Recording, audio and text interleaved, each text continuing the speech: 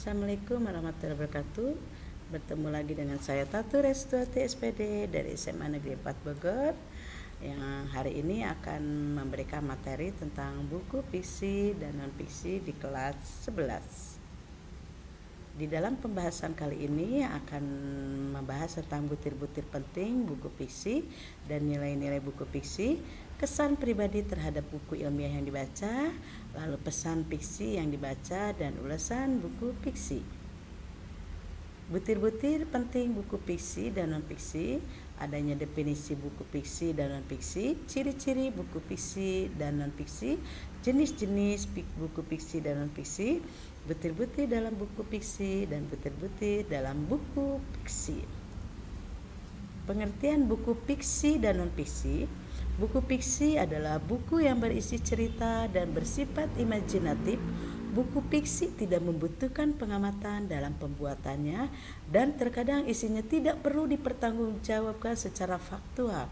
Sementara itu, buku non-fiksi adalah buku yang berisi kejadian sebenarnya.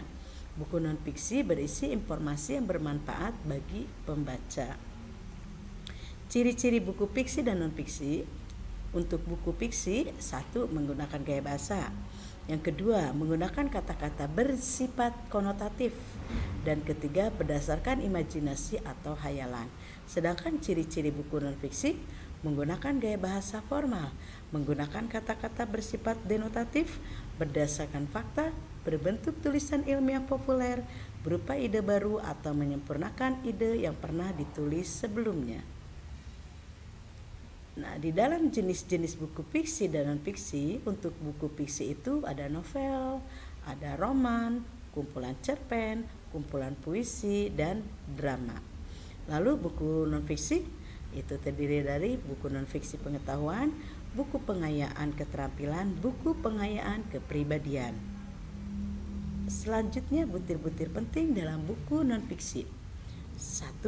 Cover buku atau sampul buku. Kedua, ada kata pengantar, ada daftar isi buku, daftar pustaka, glosarium, dan indeks. Sedangkan butir-butir penting dalam buku fiksi itu dibagi dua, ada unsur intrinsik dan ada unsur ekstrinsik di dalam buku fiksi. Untuk unsur intrinsik yaitu adanya tema, amanat, tokoh, penokohan, sudut pandang, dan latar. Sedangkan dalam unsur intrinsiknya ada bahasa, latar belakang pengarang, dan nilai-nilai dalam karya tersebut. Kesan pribadi terhadap buku ilmiah yang dibaca, misalnya menunjukkan kesan pribadi terhadap buku ilmiah itu bagaimana kesannya, apakah mudah dipahami isi dari buku tersebut. Lalu menunjukkan kesan pribadi terhadap buku. Kesan pribadi terhadap buku dibagi dua, kesan pribadi terhadap menunjukkan berdasarkan bentuk atau tampilan fisik buku. Kedua, kesan pribadi dapat ditunjukkan berdasarkan isi atau informasi penting dalam buku. Demikianlah materi tentang buku dan non-fiksi untuk bahasa Indonesia di kelas 11. Semoga bermanfaat.